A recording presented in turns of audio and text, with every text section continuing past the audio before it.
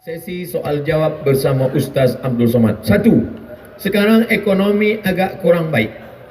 Mohon Ustaz kongsikan amalan yang membuka pintu rezeki dan juga berkongsi perkara-perkara yang menutup pintu rezeki. Oh, dia cerita pintu lah. Pintu ada buka, ada tutup. Datanglah seorang yang dililit utang.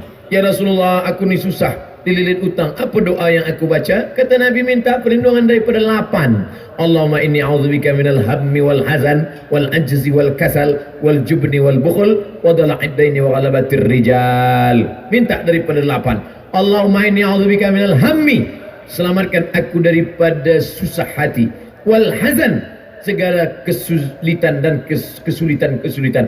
Allahumma inni a'udzubika minal hammi wal hazan wal ajzi, lemah, wal kasal, malas, wal jubni, takut, wal bukhl, pelit, wa dhala'id daini, dililit utang, wa ghalabatir rijal, dikuasai orang lain. Bila kita dah dililit utang, maka kita dikuasai orang lain, maka kita minta yang 8. Tapi jangan cuma baca doa saja, fahami maknanya. Ustaz, saya dah baca doa ni sebulan, kenapa hutang tak juga terbayar? Awak baca saja, ya, tak kerja. Orang yang berusaha tapi tidak berdoa sombong. Bekerja pagi petang siang malam, tak ada mau berdoa, sombong. Orang yang hanya berdoa tak mau bekerja, pesong. Oleh sebab itu dua-dua mesti kita buat. Tapi kan rezeki sudah dijamin Allah. Betul, ini rezeki dijamin Allah. Ini rezeki saya, air untuk saya, ditakdirkan untuk saya. Memang sudah dijamin oleh Allah SWT. Garanti ini punya Abdul Somad. Tertulis di Lauhil Mahfuz, Abdul Somad. Tapi bila tak ada usaha nak buka tutup, nak masukkan dalam, boleh ke tengok aja masuk ke mulut? Mesti ada usaha. Oleh sebab itu maka banyak-banyak beribadah. Falyabudu rabb hadzal bait. Banyak-banyak engkau beribadah menyembah Allah. Kalau ibadah kau lakukan, Allah akan beri engkau doa. Apa dia? At'amahum min ju'. Bila engkau lapar, dia bagi makan. Wa amanahum min khauf. Bila engkau takut, dia beri engkau rasa aman. Kita kan dunia ni cuma 2 saja. Lapar, takut.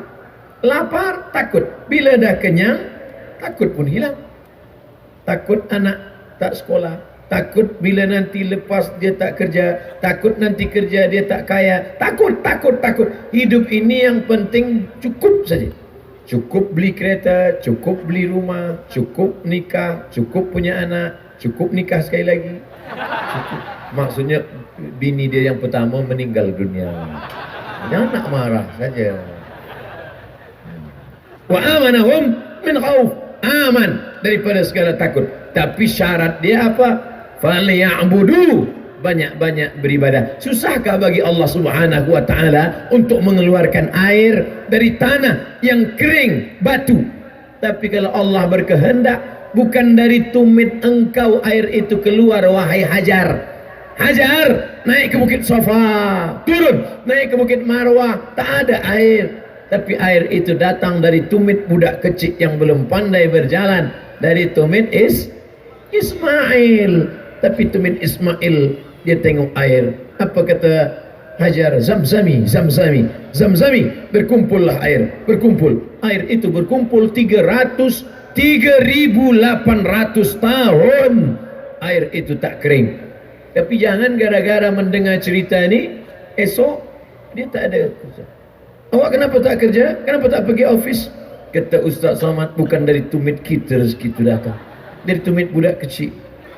Betul, dari tumit budak kecil. Tapi tumit yang besar ini melangkah dulu ke Safa, melangkah dulu ke Marwah, pergi ke Safa, pergi ke Marwah, dah tak ada baru. Padahal ayahnya Nabi Ibrahim alaihissalam, anaknya Nabi Ismail alaihissalam, istrinya perempuan solehah Hajar, 3 orang baik. Hajar tak ada angkat tangan, ya Allah bagilah air ya Allah, tak. Tapi apa yang dilakukan Hajar? Naik ke Bukit Safa, naik ke Bukit Marwah, usaha, doa, fatawakkal ala Allah. Apa yang menutup pintu rezeki, Ustaz? Allah sudah tetapkan rezeki kita. Kenapa rezeki itu batal? Kenapa Allah tutup pintu rezeki? Zalika bi anna Allah lam yakum mughayyiran ni'matan an'amaha ala qaumin. Allah tidak merubah rezeki itu. Lalu siapa yang merubahnya? Kita yang merubah karena perbuatan maksiat. Ini ayatnya. Walau anna alal qura amanu, kalaulah penduduk suatu negeri itu beriman, wattaqau, takut kepada Allah, la fatahna, kami bukakan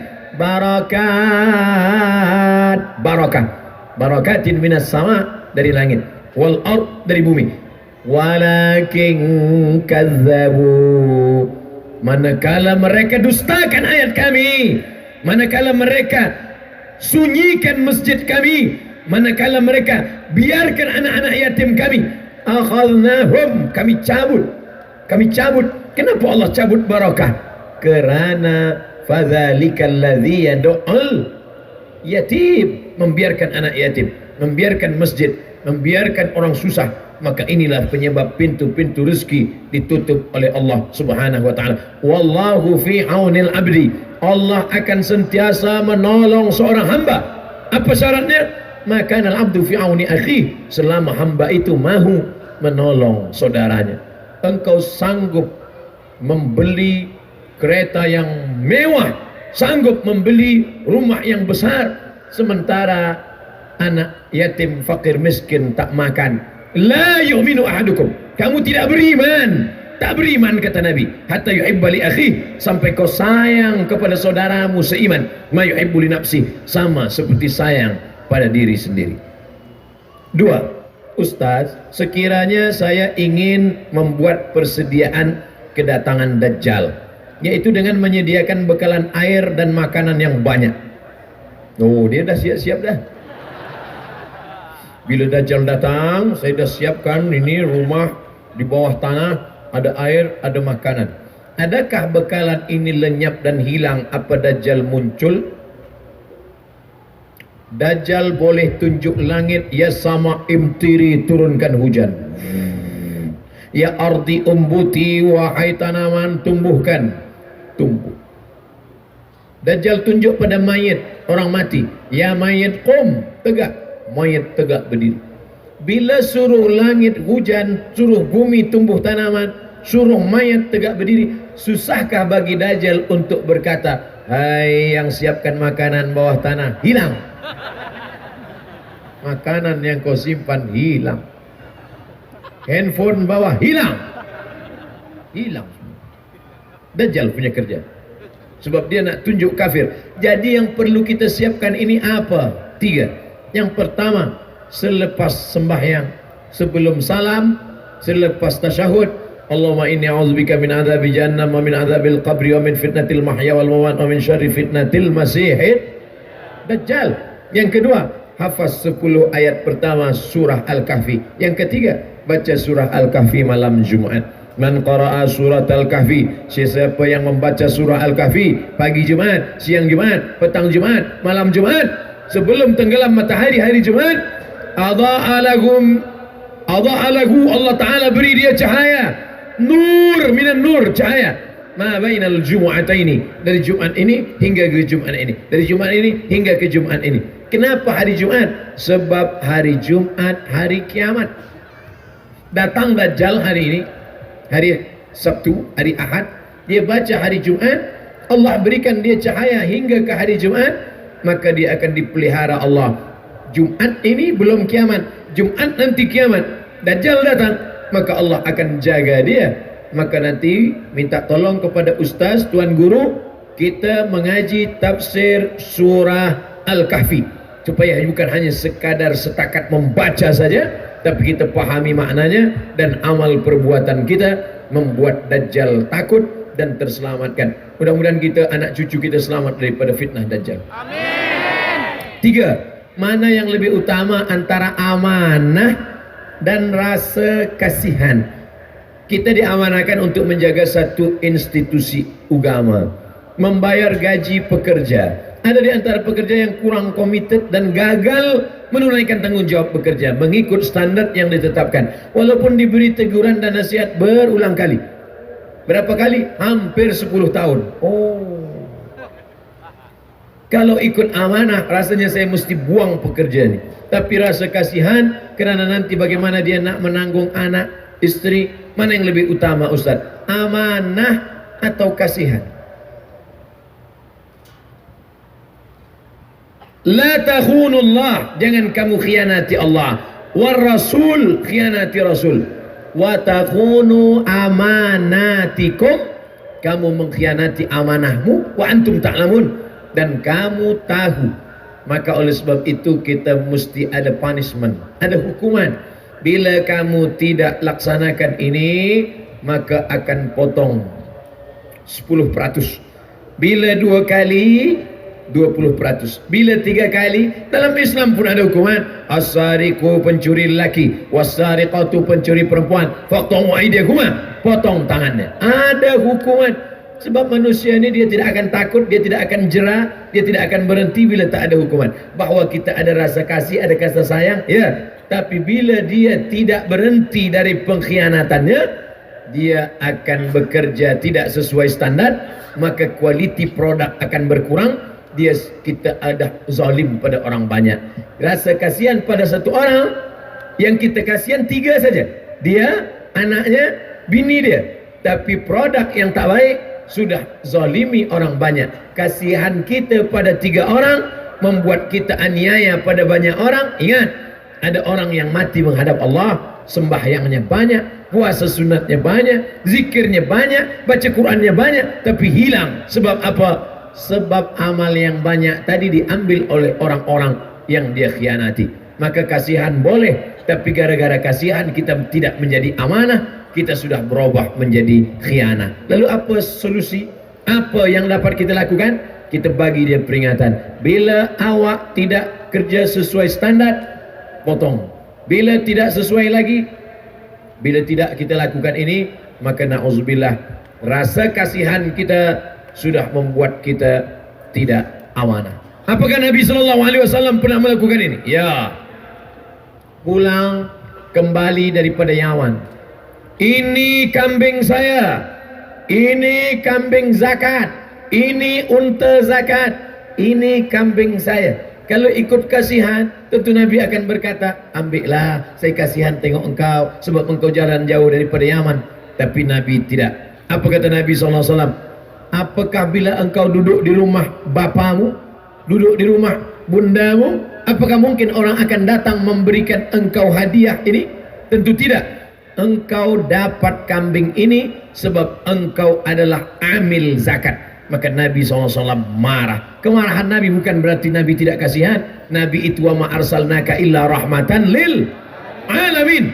Nabi kasihan, tapi tidak ingin mengkhianati amanah. Maka hati-hati antara kasihan dan amanah. 4. Kenapa ada segelintir golongan yang bagus dalam bab solat berjamaah, tapi bukan sekedar tak hadir, tapi tak cukup dan tak suka dengan majlis ilmu? Siapa golongan ini Ustaz? Mana saya tahu. Ada orang bagus dalam solat berjamaah, dia datang solat jamaah, lepas itu dia balik ke rumah. Isyak dia datang lagi, lepas itu balik ke rumah. Bila ada orang mengaji, dia cakap, apalah mengaji-mengaji ni, cukup dengan solat jamaah. Kita mesti tanya, bila ada orang tak suka mengaji, yang salah tu bukan dia, tapi kita. Kenapa kita tak ajak dia? Kita tanya dia, Tuan Haji, kenapa tak nak mengaji? Tak ada perlu mengaji. Awak belum lahir, saya dah sembahyang.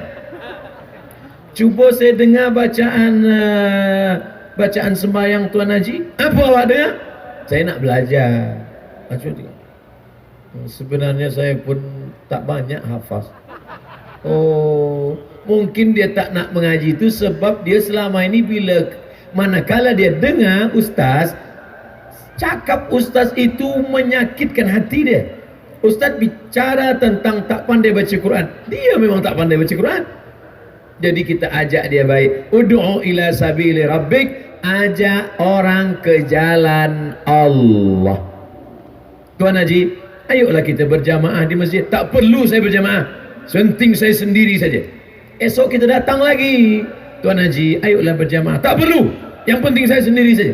Tuan Haji, nanti bila Tuan Haji mati, kan tak boleh jalan sendiri ke kubur kan? Kami hantar kan? Bila tak datang nak ikut majlis kami, kami biarkanlah sampai busuk. Ya, saya datang insyaAllah.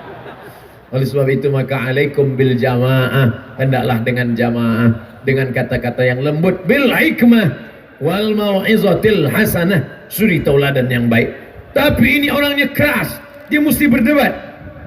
Pakai debat. Zakir Naik pun debat, Ahmad Dedat pun debat, Rahmatullah Al-Hindi pun debat. Tapi dengan cara apa? Billati hiya ahsan, dengan cara yang baik.